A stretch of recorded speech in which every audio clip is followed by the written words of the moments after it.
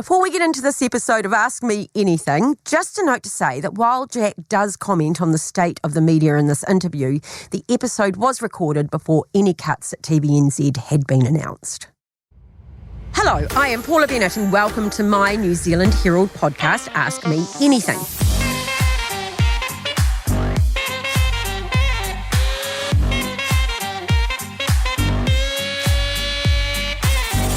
Now, one thing I've learnt in life, it's never too late to learn something new. So on this podcast, I talk to people from all walks of life to hear about how they got to where they are, get some advice and guidance on some of life's biggest questions. My guest today is a man that really has done an awful lot for his age. He's hosted TV Breakfast, read the 6pm news, lived in New York as a US correspondent. He's been a columnist. He's an election debate moderator, not to mention avid traveller on the side. He's now a News Talk ZB host and host of TVNZ's Q&A. Goodness, Jack Tame, that was exhausting. Well done. I'm more concerned about the big questions than anything, answering the big questions. Life's big questions, man. Ooh, but you've got me for that. Yeah, well, sometimes the small questions are quite Sometimes the big questions are asked by small people, answered by small people, small intellects, I don't know about that. Okay, housekeeping. Are you ready? Yeah. 2 rules. Yes. I'm allowed to ask you anything. Sure. But you know perfectly well that the worst thing that someone you are interviewing could do is not answer you. Yes, I do. And you'll be keenly listening to make sure if I don't answer, you'll be pulling me up on it. No, I always think you don't actually have to answer. Oh, I see. I disagree. Oh, no, it depends on the context. Like this, I'm happy. And if it's really personal or something, it's like, you know what, I'm not comfortable talking about that. That's actually really quite acceptable, isn't it? And there is, look, I've already leapt into you interviewing, but you can set personal boundaries. Yeah, I think so. I had, I remember when I lived in New York, as you referenced, I had a friend who was I just used to hire cameramen, like stringer cameramen, we call them. It's kind of like a freelance cameraman. And so I had a cameraman who worked for various other news agencies, and he worked for a German entertainment network. And anyway, the German network would hire him to go to red carpet events when there was a movie opening or something like that. And, you know, with those red carpet events, sometimes if you're lucky, you can get one question with a movie star. Yeah. And usually it's like, you know, how did you feel about working with Johnny Depp or whatever? Where's your frock from? But the German network would just get the person in front of them and the movie star in front of them, and then they would just say, "What was your lowest moment?"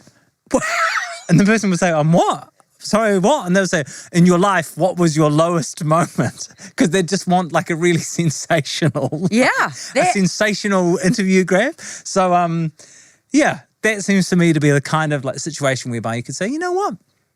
I'm not sure that I'm willing to share that immediately here on the red carpet. Well, I tell you what, I used to be in recruitment, and when you're interviewing, I would always kind of just throw it in the middle, and I'd go, tell me about one of the most challenging times in your life. But and then you stop.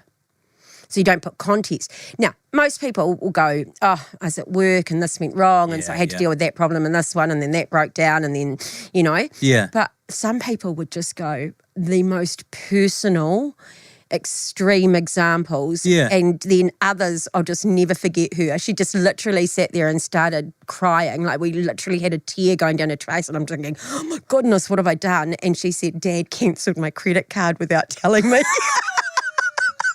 And I was like, you're not getting the job. That's your biggest challenge in life. You ain't going to handle it. That's a good question, yeah. Yeah. Anyway, second, I get my second housekeeping is that this is a safe zone. So we're doing the no judgy. Okay, good. Yeah. And then I normally ease you in, but I feel like we've eased in because we've already leapt around, haven't we? Yeah, it's good. Really? I like that. You know the no judgy zone? Yes. Isn't it your job as an interviewer to judge? I don't think so. So the older I get, the more I think one of the most undervalued qualities in a person is to genuinely be open-minded. And especially because I think we live in a really tribal age, and we look at like politics overseas especially, which is just America, for example, is obviously insanely tribal. And I just think it's really easy to fall into a trap where you think you're always right about everything and that your team is always right about everything. And so the thing that I always strive to do, instead of like automatically judging stuff, is to really consider stuff on its merits. And I'm not saying I get that right all the time, but the thing that I strive to be is as open-minded as possible. You are extremely well researched though as well. You do, particularly for your, for all, I mean, I am a fan of particularly the Saturday morning. I just love the news. News. I just listen and I just enjoy it, and I meet interesting people through you. So I know you do the work for that, but for your Q&A, you really get into the weeds of it. Yeah, I read the reports. And I mean, from your time in Parliament that you are just bombarded as a minister, especially as a senior minister, with like insane amounts of information. And I'm realistic, like I can't get through it all, but I do try and read as much as I can because I want to understand stuff as much as possible. And if I'm interviewing someone, especially if I'm interviewing a powerful person in a powerful job, I want to be able to lean back on my own knowledge and understanding of the subject so that I can pick up on things they're saying. Yeah. And as much as you can get your team to, help with research and write notes and all that stuff, ultimately it's you there doing the interview. And so you feel more confident in your own ability, I think, if you can understand that stuff. But I reckon, And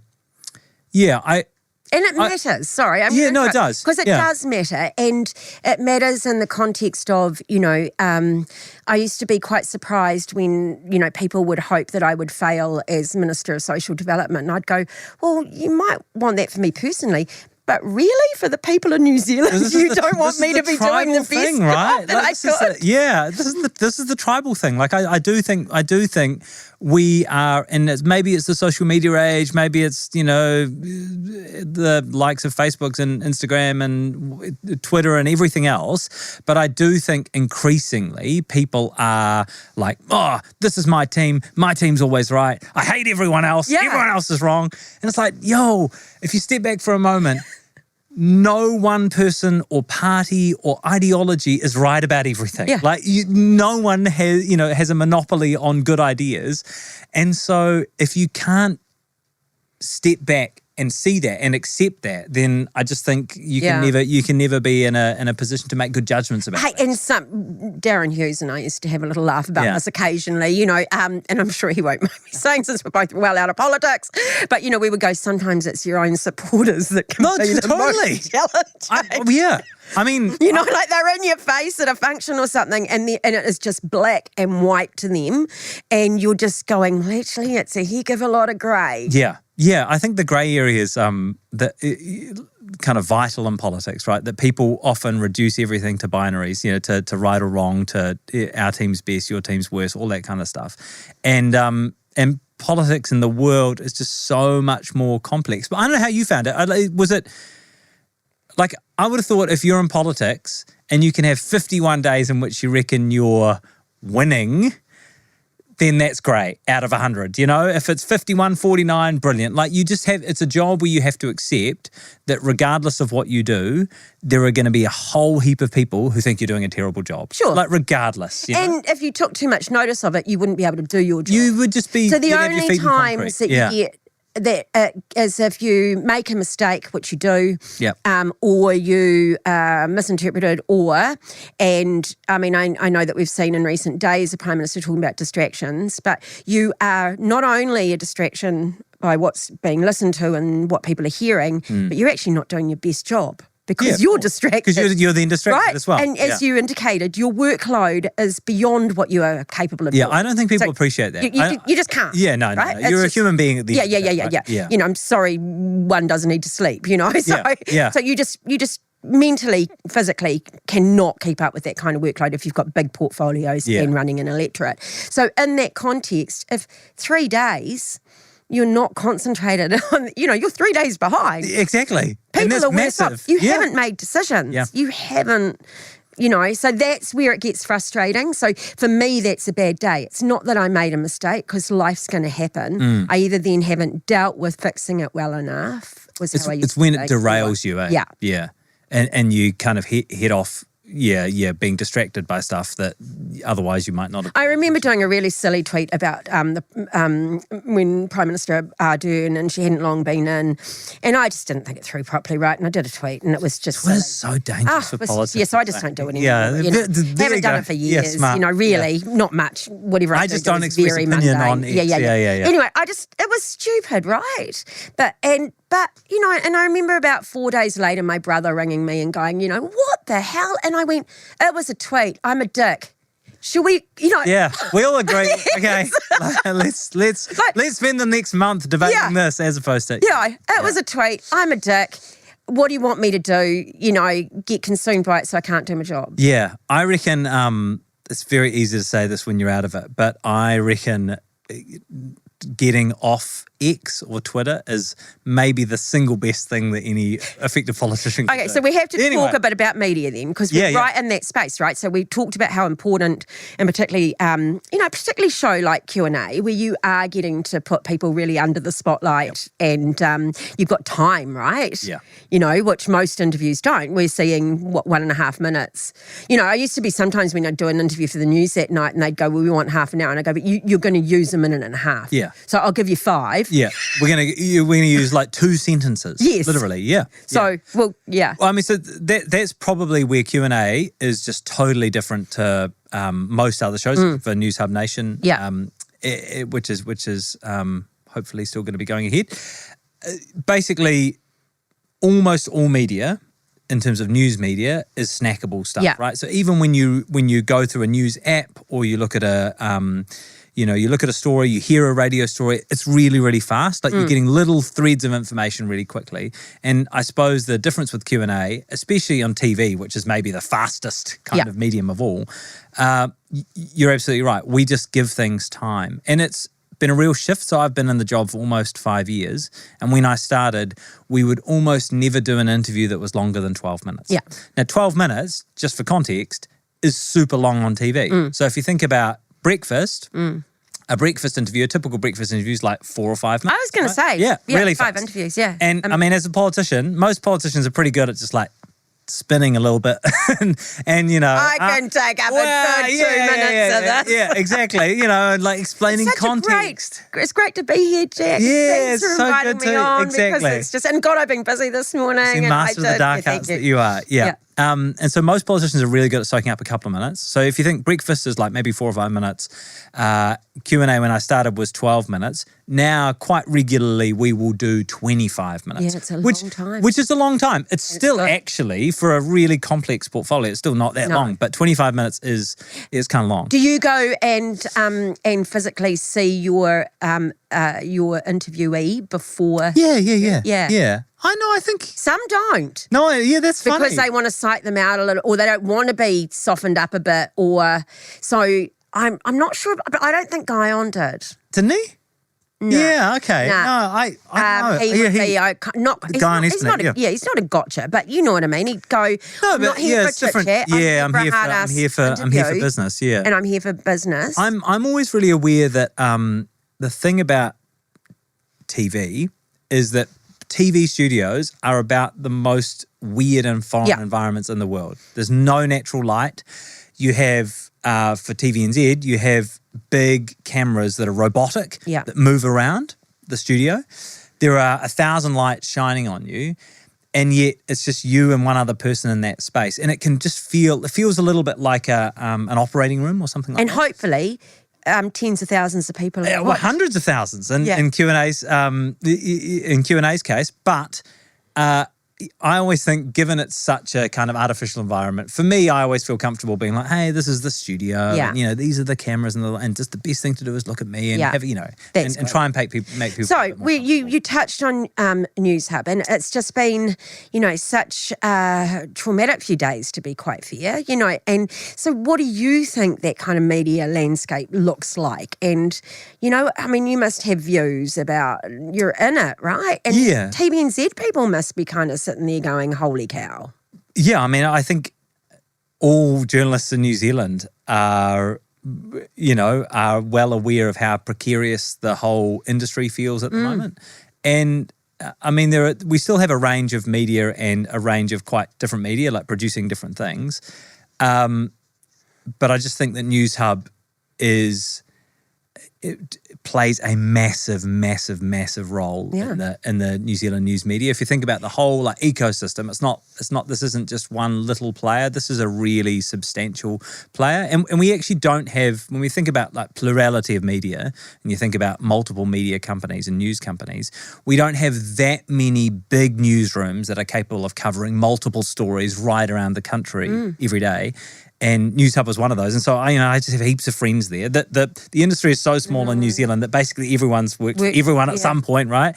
And so, I just felt sick at the news. I felt... Because you've been in media for... I met you when you lived in Christchurch, and we were a roving reporter for... back in the day, for the breakfast. I think I started at TVNZ in 2006 as an intern. So I was 19. And I was still kind of studying, so I would come and work for TVNZ in the morning and then go to uni and study. Well, that would be right, because I went to Parliament in 2005. Yeah, that'd be right. Yeah. And were you one of the young guns on breakfast then? Yeah, me and Look at us now, creaking bones. And so I'm probably one of these very rare examples of a millennial who's just been an absolute company man. Yeah. But I've just worked for the same companies the entire time. You've done various roles though, and a lot of variety. Yeah. Yes. And I mean, we everyone thinks you're really quite young, but I'm going to tell you that you're 2 weeks. 2 weeks younger than my daughter, and I keep telling her. How is she? 24 now? Yeah, I keep telling her 40's knocking. I'm. And then you're a bit baby faced though. You do look young. I feel old. I'm closer to 50 than I am 20. I'm 37 now. Yeah. So I think I'm even at like the median age in New Zealand now. So there are as many people. More people younger than me, or about to be more people younger than me than there are older than me. Yeah, and you've I'm the kind of nerd who looks that up. And you've just got married, which is exciting. So I was wondering, because you did the 2 wedding thing, right? Yeah. So you actually got married. Yep. And then how long? It was 3 months, I want to say. Nah, probably like 7 or 8. Yeah. Yeah. Yeah. So my wife Marva is... And I only know because I listened to you on Saturday mornings. That's how I know you're live. Well, it is slightly unusual. So Marva, my wife, is a Baha'i. Yeah. And so in the Baha'i faith, it's really important that you're married before you live together. Yeah. And so we wanted to have a wedding, like a big day, but... we both have family members who live overseas and live miles away and stuff. And you're getting old, so you. And we're getting old, yeah. And so exactly. So and honestly, I was like, I don't know if I can. I want us to have a big day and have a big celebration, but it would be great if we could. Well, we're ready for the stage. It would be great if we could not be paying rent in 2 places and. Be back under one and be back as one roof. Fine. I mean, practicalities, and also just, we'd been dating a long time and kind of just wanted to. Isn't it funny? Me and my husband were exactly the opposite. And that we didn't care about getting married. It just wasn't of interest at all, to be really blunt. So I'd never been married, which surprises people. But he had, and that sort of thing, and it just wasn't that important to me at all. Priority. Wasn't. Yeah. And the only reason, and we did get married quickly, and the reason that we did was because I was a senior minister, and it was kind of, and her boyfriend. And it just didn't feel like that relation. You know what I mean? Say boyfriend or partner? We would say partner, but he... and he had kids, and I felt like for them to know that this is permanent. I see. I think that's really important. So there were 2 really quite good reasons. Yeah. But they weren't actually either religious or. Yeah, I mean, I think we felt, we really felt the kind of weight and importance of the commitment, but we just. I mean, there was definitely like a bit of a practical element in that. It was nice to. Kind of be under one roof together. And I think we were just, impatient to kind of start our lives together. Yeah, nice. And it felt like if we were just going to wait another 8 months or whatever to do that, then it was like, oh, we don't need to do that. I was thinking though, then the, do we call it, you had the ceremony, and then should we say you had the wedding? I always say we had the marriage and then we had the wedding. Yeah, that's it. Yeah. So the wedding that you had more recently must have been great fun because you didn't have the pressure of having to, did you stand up there and do, what, did you do vows? Yeah, we did vows. So we did have that pressure, but it didn't feel like, I didn't have this kind of, I don't know if some people experience a kind of existential, like, oh my gosh, what is the marriage? Oh, what is it? Yeah. I mean, I never had that. but also I certainly didn't have that on the day. I was because nervous. That pressure was gone. I was nervous, and I was. Yeah, I mean, it's quite a big speak thing. in front of 1,000 people. Yeah, it's different, eh? It's Yeah. when you're making a commitment of that, kind of solemnity, it is substantial, and it wasn't lost on me, but it was nice not having that kind of pressure on the day. That being said, I mean, just weddings are stressful, and so I think we had other pressures on the day. We did the vows. We were waiting to see if it was going to rain, and of course, it absolutely pissed down. Yeah.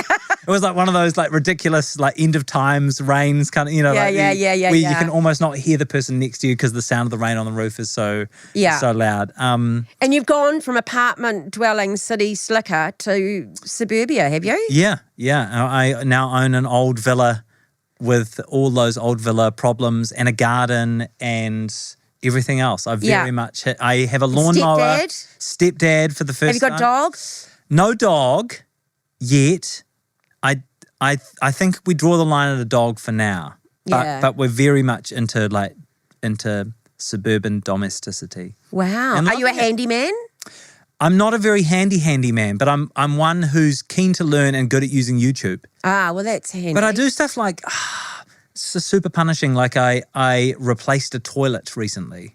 I don't need to go into too much detail here, but I replaced a toilet, and I finished it, and I was sort of battling with this thing all day because I was dealing with some plumbing that was about 40 years old and all of this, and I realised I needed a part. And so I made about 5 trips to Mitre 10. And when I finally finished it all, I stepped back and looked at my handiwork and realised that I'd hung it on the wall on about a 5-degree angle. So I can get it going, it's going to work, it's fine. Is it the most aesthetically pleasing thing in the world? No. No. So it'll work, but it's not the greatest thing to look at. Okay.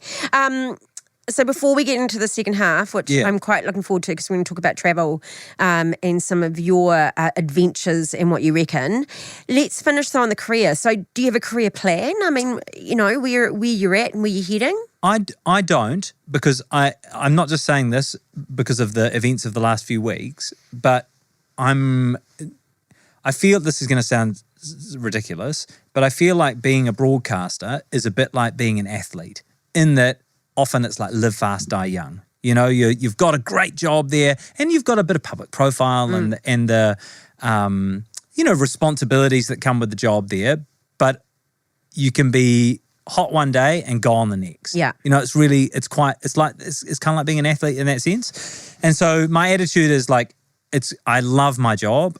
I feel so privileged to have it, and I find it really intellectually nourishing. I find it very interesting, but I'm also under no illusions that there are no guarantees about my future in the industry or anything like that. So for the time being, I'm really happy to do it. I was going to say, you have kind of got the perfect job. It's you're great job. not like a newspaper journo that has to sit there and spit out 3 stories a day or else and look for their clickbait and how they're going to you get this luxury of 2 great shows, really, don't you? It is a luxury. That's the right word for it. Sorry, it's a real luxury. It's a privilege, but a luxury. Yeah, It is. It is. 100% is. You're 100% right. And but you can actually read the whole book before you interview I can read the whole book. I can read the whole report, hopefully. I feel very lucky. So I don't know. In terms of my career, I'm really honestly happy to do it as long as there's kind of value in it for me and for an audience. And who knows what the future holds, except to say that part of me wonders if I would go and study again and do something completely different in the second part of a career. I'm interested in business. I'm interested in economics. I'd love to study economics. I'm really interested in foreign affairs, all sorts of different things. And so I think one of the best things about my job is I get paid to be curious. And of course, by being curious, you end up kind of being interested in all sorts of different things. And so, maybe they'll come. And hey, the world's exciting, right? Really exciting. Yeah. And hopefully, I'm evidence that post 50, you can do anything. Change. Yeah. And and do something that's exciting. And perhaps everything doesn't have to be perfect. Yeah, this is the thing. I mean, it used to be you work for one company and you end up with a gold watch at 65. And even though I'm very much on track for that, so to this point, I think. It's, one of the great things about being alive in this age, that you might have 3 or 4 or 6 careers, there are all sorts of different things you can do. Yeah. All right, well, let's take a moment and then we're going to come back and talk about travel.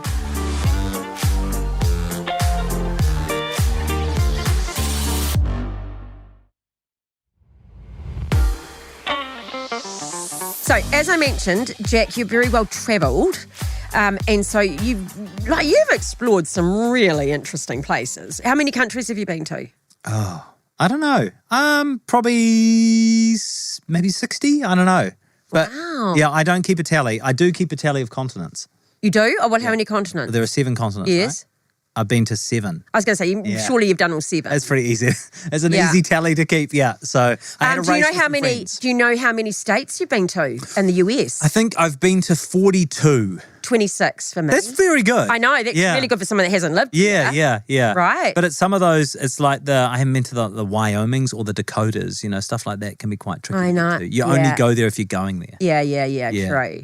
And did you love your time in the US? I mean, you were working, so it's, I suppose we're going to talk more about your more intrepid sort of travels, but... I just loved it because, I was there from when I was about 24 until I was about 30. And it was just like, first of all, what a great time of life to be there. Yeah. I was you're based in New York. I was based in New York. I moved there. I knew one person in New York when I moved there. I had a high school friend who just lived down the road. I moved to Manhattan and was just like, my whole goal for my time in America is not to save money. It's not to get ahead. It's not to have a deposit for a house or anything like that. It is to have as many varied experiences as I possibly can.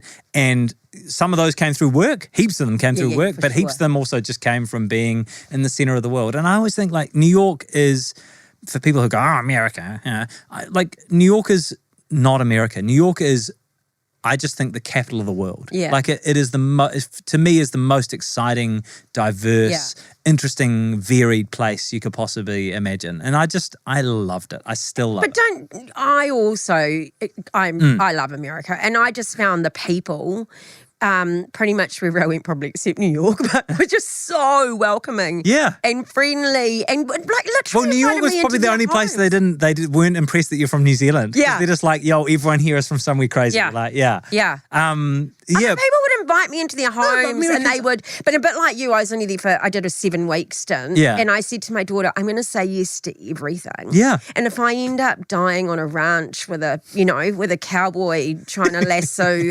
steer, then it'll be a great story. Yeah. I think there's a lot to be said for that, to kind of being in a space where you can just embrace whatever. And so I look back at it, I did things like, I've been there now, I've done 3 elections, so I've been there for 3 election days in America, but I covered the Iditarod Husky race across Alaska. I went up to Nome on the edge of the Arctic Circle, where you can basically, when the sea ice freezes over, just walk over to Russia. Is that the wine with David Attenborough? No, that's another time. Okay. Do you want me to tell that story? Yeah, go on. Okay. Well, sometimes I get asked, if I ever go and speak to journalism students or whatever. Yeah. And I'm always amazed that people have the optimism of journalism students today. Like, I'm so inspired by it because things are obviously pretty lean in our industry at the moment. And whenever I'm trying to talk to young students, I always say, look, if you study communications and journalism, yes, there'll be a PR job, down the line. Yeah. But you should treat the first stage of your career as an opportunity to just get the best work stories ever and get the best experiences ever. And my best experience was I went down to Antarctica for work. I flew down there and it was at Scott Base for 10 days or however long. And on one day they said to me, okay, you can have the Scott Base helicopter to go and do some stories and travel. And so I went out in the morning and we went to the McMurdo Dry Valleys where there are New Zealand scientists who do stuff. And that's the part of Antarctica that has the least ice coverage because you always think of it as being icy, right? So I filmed them there. It's amazing. And they have like the mummified seals, which are, 500 years old, all that stuff. We flew up the coast. As we flew along the coast, you're kind of watching orcas hunting and all that kind of, it's like a nature documentary. Went to a penguin colony. You go down with the penguins. The penguins, they're terribly smelly, but they don't really care about humans because they're not that scared of them because they don't see that many. So there are 150,000 penguins, whatever. Filmed with penguins. Flew back around the base of Mount Erebus because they just put up the memorial to Mount Erebus. Get back to Scott Base. Everyone at Scott Base is in a flutter. I'm like, okay, what's the deal? And they're like, oh, there's a special guest here. What? So David Attenborough has come for dinner. And I was like, what? Are you serious? Yeah. Ha. Go to the Scott Base bar. David Attenborough's standing there, kind of holding court in the Scott Base bar. And I'm just a total wreck because I've been out filming all day. It's been freezing. And so I look like a shambles and I'm really nervous and I don't know what he's going to be like. And I walk up to him and I say, "Hi there, my name's Jack and I'm from New Zealand. And I wondered if you might be open to doing an interview." And he goes, "Well, of course, on one condition." And I was like, "Yeah, what's that?" And he said, "Why don't we take this bottle of wine?" And so we went down and we sat in the kind of a lounge area in Scott Base. And so you've got sun streaming in the windows out right on the edge of the sea ice. So as we look out the window, you can see whales breaching in the sea ice. And I sit down there with Sir David Attenborough, bottle of red wine, and sit down there just like you and I are sitting right now. Wow. And just I'm like, right. What am I going to ask? Yeah. Because you're a bit of a nerd. I had no idea he was coming, right? Exactly. So I basically just sat down with him and just talked to him about his life. Let him talk, I bet. That's it. And said, what do you think of, what do you think? Do you think there's a God? What do you think about climate change? What impact do you think you've had on the world? Wow. All that kind of thing. Yeah, it was one of those moments that as it was happening, I was like, man, I cannot believe. Yeah, that is amazing. This. Yeah. So Well, it's quite funny for me doing research for talking to you about travel. I looked at some of your photos and some of those sorts of things, and it was really funny. I was looking at one, and you had gone with a mate for 3 weeks, and we'll talk a bit about that. And you went through Africa, really, didn't you? And you did all sorts of things up there. Anyway, and I was looking at it, and I was like, he's been away for 3 weeks. He only got married a short time ago, and he's away with a friend. I'm going to have to talk to this young man. And then I was like, oh, that'd be last year, not this year. That was last year. I did slip. I don't know. My wife and I are yet to go on a honeymoon, and she actually said in her vows, which was one of the key lines that I recalled, that she would negotiate with me over the countries depending on the MFAT risk. You can go to the official government website that says do not go to Iraq at this time, And she's like, look, I'm prepared to make some concessions on that front. So that's good news. Yeah, but I don't know. So you don't think, so you are an adventurous traveller. You want to get off the track. You want to see more of the real. Yeah, I think so. I just, again, I'm really curious. And so I'm not someone who can sit on a beach for days on end and be really satisfied. I need to have a kind of grittier experience as well. Not necessarily grittier, but I like to get a sense of a place and understand how a country works and the kind of the vibes in different communities and that kind of thing. So I love walking in cities. I love doing stuff like going on holiday to a weird place and getting a haircut because I know that I'll end up talking to the hairdresser and having a really interesting interaction with that person. I like going to supermarkets in foreign places and seeing the food that they have available and how much it costs and that kind of thing. Yeah. That's my kind of travel as opposed to sitting at a resort. I can see that people, find resorts burnt out, you need to relax. Totally fine. Yeah, but my way of relaxing is to kind of disappear in a foreign place like that. Yeah. And so we've had a most amazing experience. Where would be a place that you would just recommend people if they get the chance they should go to? A place that I went relatively recently that I just adored was Pakistan. Yeah. And, people often think about going to India, right? Like India is amazing, don't get me wrong. But I travelled across the Punjab region, which for the geography geeks is a kind of region that bridges India and Pakistan. Yeah. And it's where they have the Wagah border, which is where, I don't know if you've ever seen the ceremony where the Indian guards and the Pakistani guards have the big chest beating ceremony. And it's an area that was really affected terribly by the partition of India and Pakistan, but has just an incredibly rich history and amazing culture, like amazing cuisine, and amazing kind of historical spots. And I loved it. Traveling from the Indian side across through Pakistan, to Lahore, which is, I don't know, I'm sure this is a debatable point, but it's probably like one of the great cities of the world. Wow. Certainly Pakistan's greatest city, in my opinion, of the ones I've visited. I couldn't recommend it enough. And I'm traveling as a as a white guy, I'm with another male friend or with my brother, as I was in Pakistan. So I can see that it might be a different traveling experience for other people. Yeah. But we just had the best time. Yeah. And and people always think about India, but I'm like, Pakistan's just there and it's really amazing too. Have you had, tell me about perhaps a challenging experience or one, have you had them where you felt uncomfortable or you've just sort of thought, I wanted to say San Francisco, which you shouldn't. Well, you think you're okay and a street lady, you're not. No, I mean, San Francisco turns on a dime. Yeah, you don't even know you've walked into it and you're like, I feel really uncomfortable. I'm being followed. Yeah. I need to get out of here. I don't know which way to go to get out of here. San Fran's, San Fran does have some real, or has traditionally had some really kind of sketchy parts, eh? And it's funny, like New York, in the time I lived there, never really felt like that. I always felt safer in New York than I did in Christchurch. But I think sometimes it's just a case of like, because there's so many police around. Sorry, but that's what I found. I always just found because there's so many people around. Yeah. Like you're walking around at 2 o'clock in the morning, there's just heaps of people. And like, oh, okay. Well, it's the whole like city that never sleeps cliche. Yeah, but I was that's true. I was like, yeah. I used to carry because I had my own camera and stuff. I used to have to film myself a lot in America, and so I used to just walk around, like literally at 1 or 2 o'clock in the morning with all my camera gear, taking zero security precautions. Yeah, and it was totally fine. Yeah. But an uncomfortable time. I mean, not really. And maybe I've just been really lucky. I mean, in Pakistan, we briefly strayed into a military area, which is like not what you're supposed to do. And I had just misread a map and strayed into a military area. And so we got kind of just asked to come into an office for an hour and explain ourselves, which is a little bit stressful. Yeah, but nothing. I've never, again, touch wood, I've never been robbed. I've never been mugged or anything like that. No. So I'm kind of, riding good fortune so far. Yeah. But I sort of think that sometimes it's just wrong place, wrong time.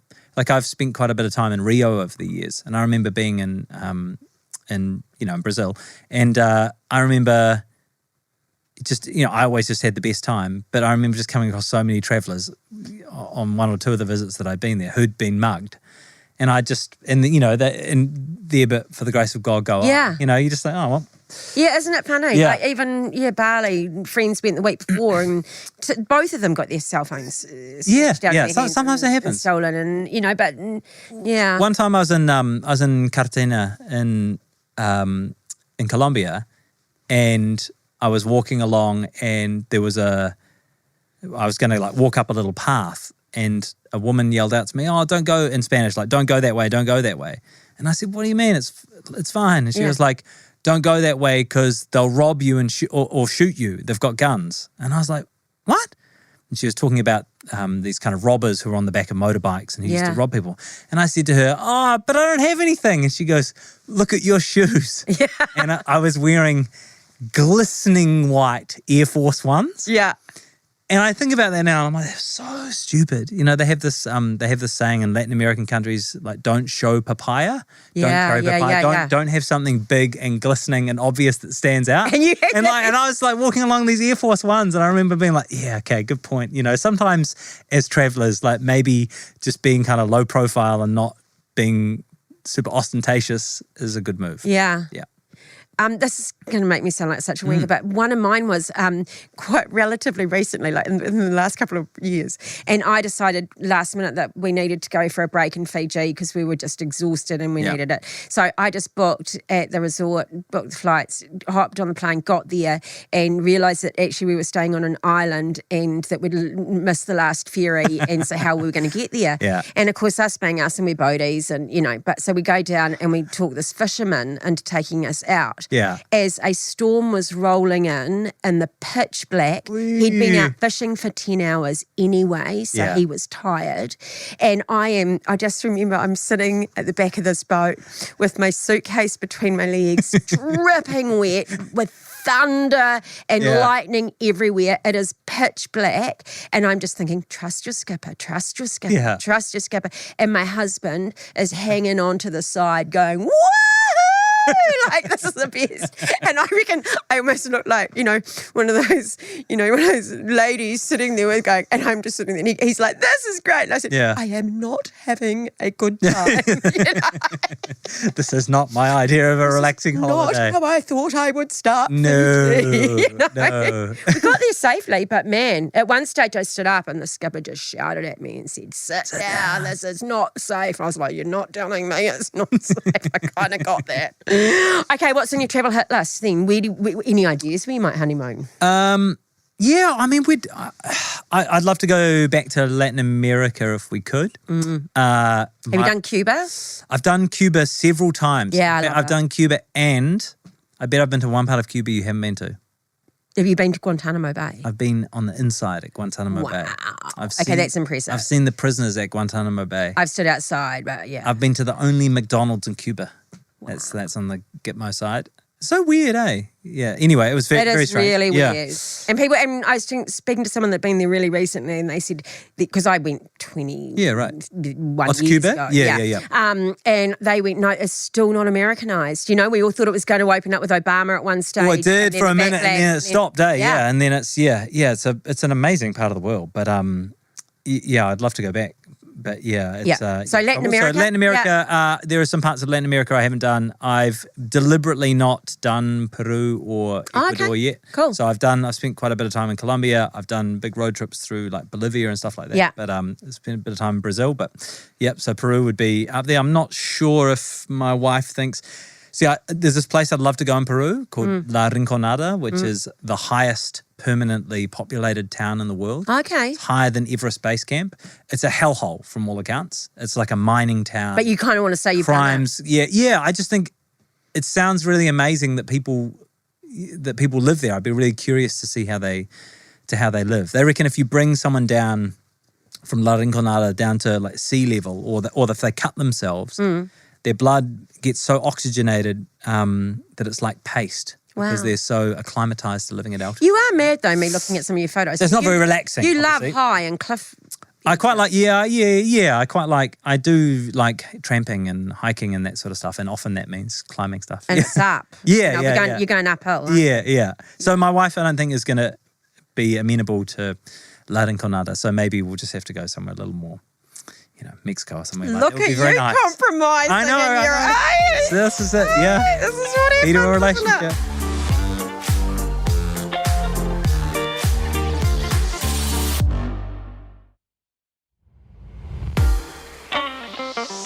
So the podcast is called Ask Me Anything. Yeah. Normally at this stage, I let my guest ask me something. But I feel like you've had heaps of opportunities to I'll ask give you me one. things Okay, over no, the I will years. ask you one. Yeah, no, but I've only ever asked you political ones. So I'll ask you completely apolitical. This is something I used to always ask people like years ago when I was dating, and there is no right or wrong answer. You just have to be able to justify yourself, I think. And that's if you could only have one cuisine for the rest of your life. So not a death row dish. No. But one cuisine for the rest of your life, the cuisine of one area or nation or whatever, what would it be and why? Because you see, the default is to go like, Italian. And Italian food's amazing, right? So I wouldn't go Italian. Well, you can go Italian. No, I if you wouldn't. want. I wouldn't. It wouldn't. So I what would you wouldn't. Well, see, I just want to go good old Kiwi food. No, really. it doesn't count. So you're not allowed to let me, are you? That's I'm not thinking, a well, cuisine. that's what I eat the most. Because Kiwi's not a cuisine, No, is it's it? not. And there's like, well, hangi's, I guess, like, Yeah. but Kiwis, I reckon Kiwi food is made by the quality of its ingredients rather than any kind of cooking. I think I would go Thai, and I think it would be, I love the flavours. I love the freshness. I love spicy. And I think there's a lot of variety in Thai food. Key. See that you've thought that through. I reckon that's a critical part. From everything to everything, I reckon there's just so much variety. Can I raise you instead of Thai? Then what about Vietnamese?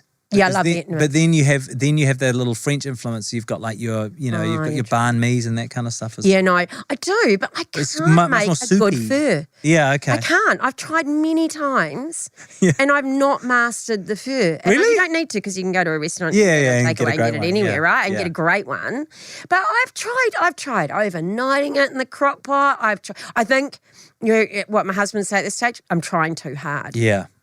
I think that's a perfectly acceptable answer. I personally would consider like a Vietnamese or an Italian, which is just, obviously. What about, and this is maybe a bit controversial in some areas, but what about like a Middle Eastern, like a Lebanese? Oh, yeah, I love spicy food. Yeah, see, I reckon I could eat spicy food every day. Yeah, and be very happy. But see, I wouldn't go Italian because I don't eat a lot of pasta, and I don't eat a lot of pasta. Carbohydrates. Well, and it's more because I've had the weight loss surgery, and it just doesn't quite sit as well in me. Yeah, right.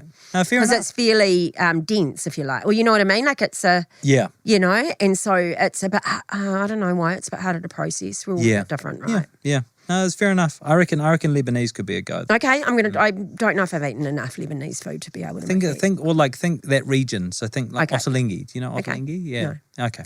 Something like that. I know what to get you for Christmas. Yeah, there you go. Yeah. And I love reading cookbooks and trying different things. And anything with pomegranate molasses. Oh, yeah. Yeah, okay. Okay. That's it, yeah.